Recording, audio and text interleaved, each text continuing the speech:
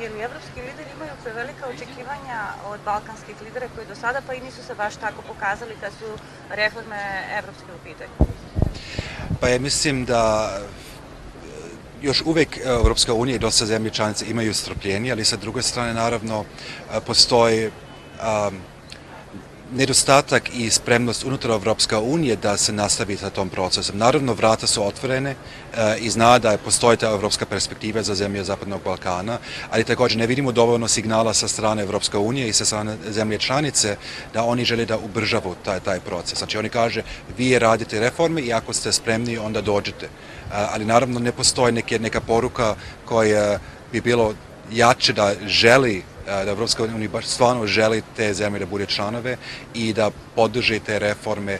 Naravno, faktički to radi, ali ne dovoljno jako, ne dovoljno glasno. I naravno, sa druge strane, ima dosta vlada u regionu koje možda nisu bili dovoljno spremni da radi šta treba da bude član Evropska unija. Da li sad očekujete da ovaj samit bude presvrtna tačka u odnosima između Evropske unije i Balkana, zato što do sada pa i nisu baš verovali jednom drugome kao reliable partner? Da, pa to zavisi, ja mislim, između prijatelja mora da se ponekad kaže otvoreno šta su problemi u prijateljstvu.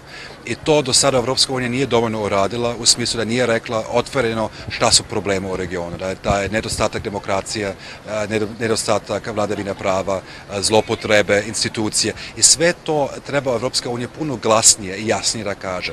Previše se krije ponekad neke te stvari iza diplomatskog jezika koje niko ne razume i na kraju ima samo slika jedna ili drugog lidera koji rukuje lider iz Evropske unije i onda poruka je kao mi možemo da nastavimo kako smo to uradili do sada. Znači, to Evropska unija mora da nađe neki hrabrost da otvoreno kaže šta je problem.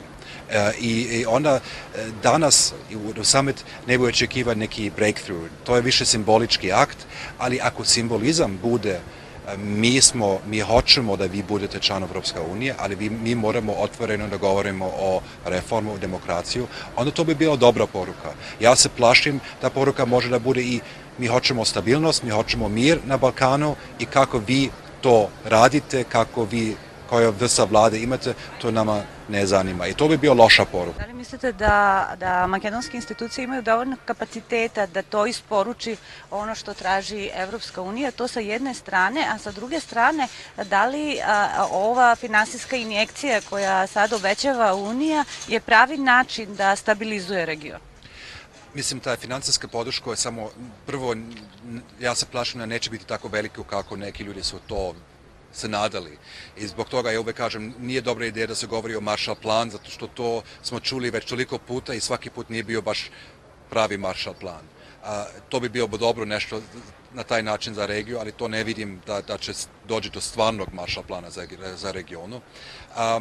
Ali što se tiče kapaciteta institucije, naravno to je problem, pogotovo ako je bio zloupotreba institucija prilično dugo i nezavisnost institucije nije bio obezbeđeno i sve to, da se to onda pretvori u funkcionalne institucije, ne može preko noć. Znači nije to samo, to je celom regionu, nije promjena vlada koja će voditi to do neke promjene u smislu da institucije imaju taj kapacitet, ali ima dovoljno ljudi koji imaju motivacije i svoju podršku za reforme i u tom smislu može da se to radi, ali nažalost to će biti jedan proces koji će trajati ipak. Koja je vaša procena?